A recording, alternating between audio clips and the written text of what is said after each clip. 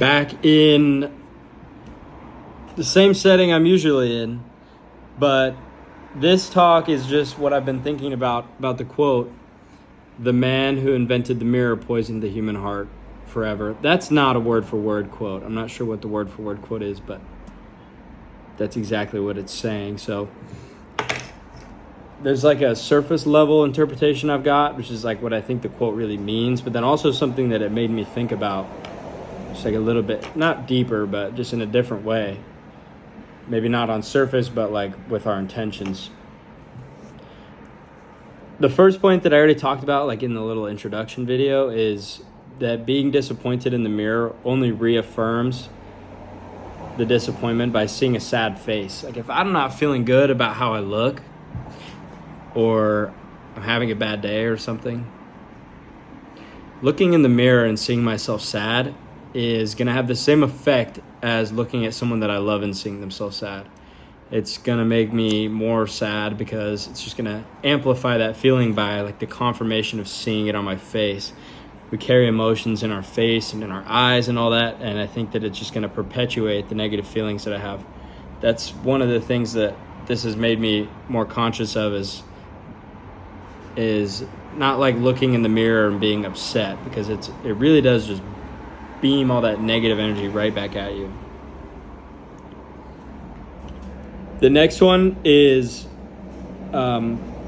same kind of like on the surface level. I think this is what the quote means by whoever spoke it, and that is that identity becomes physical and based off of appearance. The mirror forces us to drive most of our actions based off of how we look and be more concerned with how we look than how we act, I think, which I'll go into here. I just think that that the foremost thing we're concerned with is how we look. It sells us very short of the impact we can have on other people by the way we act instead. This all comes from what sparked this originally was like I don't know if it was a TikTok maybe, but it was a short video about how it was like a lady in the woods, and she had taken a video in a puddle on the ground, and it was just saying that this is how we're meant to see ourselves in nature. The only way that you could ever see yourself is in a puddle of water or something stooping down. There's no natural mirror. So I thought that was really moving. There were a couple of comments that were talking about, I'm sure this has been studied. I don't think this is an original idea. I just found it interesting. There are a couple of comments of people talking about how in nature, in order to look at yourself and to see yourself, you would actually have to stoop down. You'd have to get on your knees and get close to the water, which is on the floor, and or you'd have to bend over, hands on your knees. And that, just from a body language perspective, like humans, body language plays obviously a massive part of our psychology, and the action of actually stooping down or getting on our knees is like an act of surrender, which I thought was really interesting, because you have to like actually commit like an uncomfortable act. Like you gotta get down low and look really closely to see yourself in nature.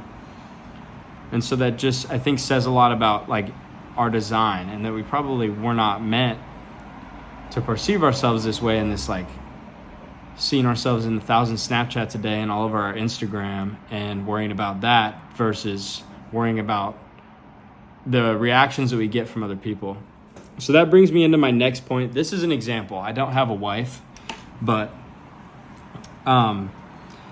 looks always play a large part, but my wife would never know just how beautiful I think she is.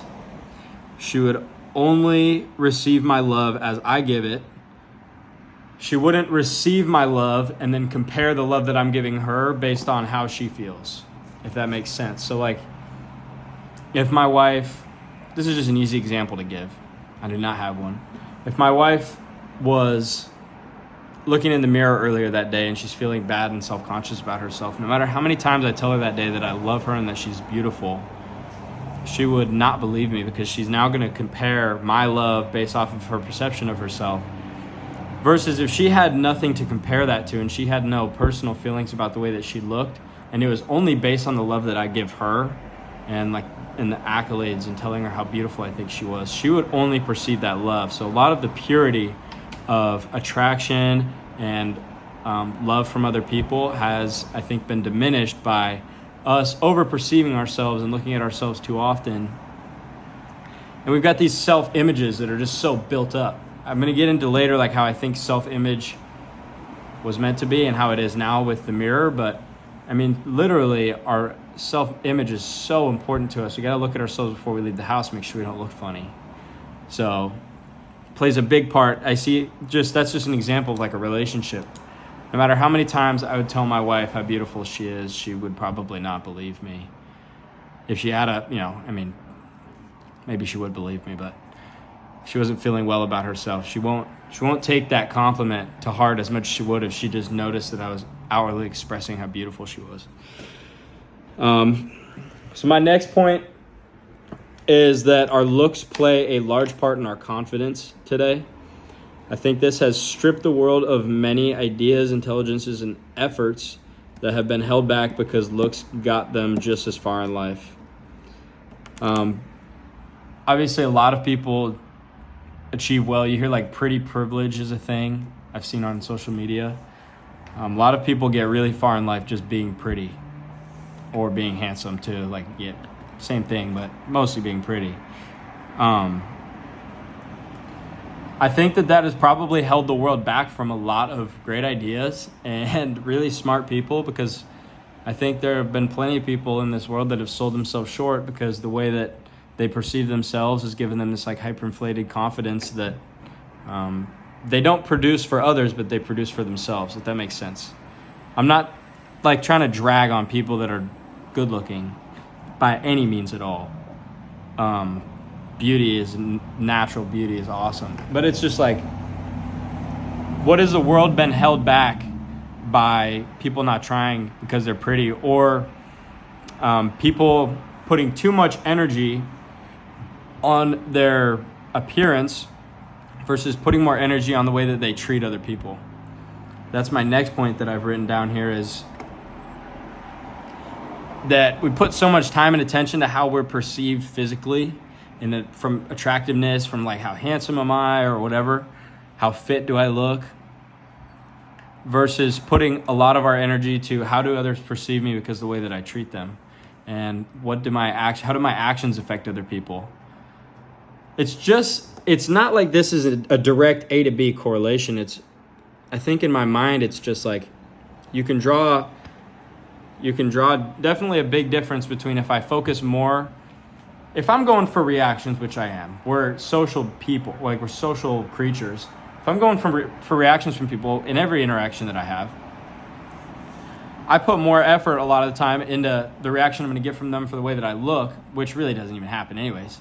But the reaction that I get from them for the way that I look, versus putting the energy that I put into my appearance, into my heart, and the way that I treated that person, and allowing that to be the catalyst for the reaction, allow that to be the catalyst for the love and the relationship, instead of put it in something so shallow as like the way that I look. So I'm sure that's held the world back from some wonderful gifts as well. The last thing that I wrote is just that being insecure, which I am. I'm definitely insecure. I don't think it's extreme, but of course I'm insecure to some degree. I don't just walk out of the house straight out of bed. I mean, I've got to get myself ready, you know?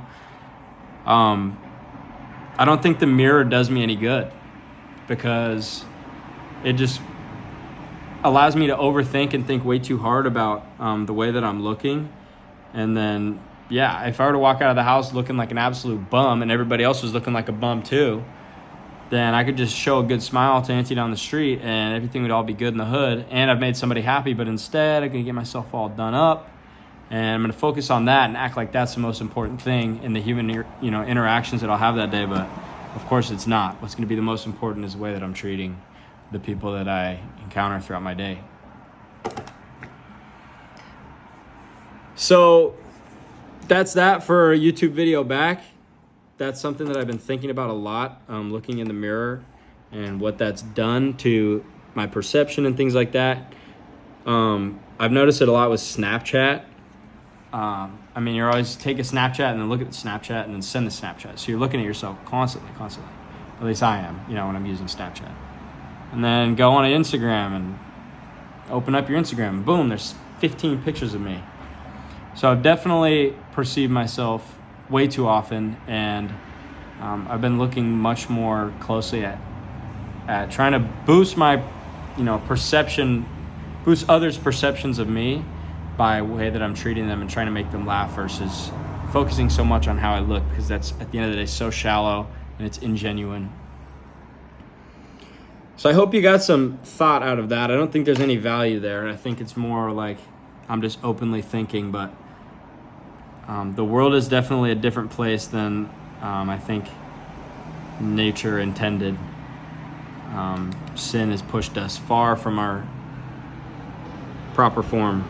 So I know that this wasn't any solution to the problem, but kind of just like my analysis of the problem and what I think it's doing to the world, us over-perceiving ourselves and staring in the mirror. I mean, this guy, that quote had to have been forever ago. I'll put it up on the video somewhere. Or maybe actually, I'll put that in the description because I can't do titles. But yeah, thank you for watching the video. Please put in the comments below if you have any thoughts about that. And maybe if you've experienced anything, if you ever thought about it in your own life, I'd love to hear about it. So yeah, thanks for watching the video again. I'll be back with another one. I'll probably just do these like pondering videos from now on. I don't know that I'm much of a vlogger.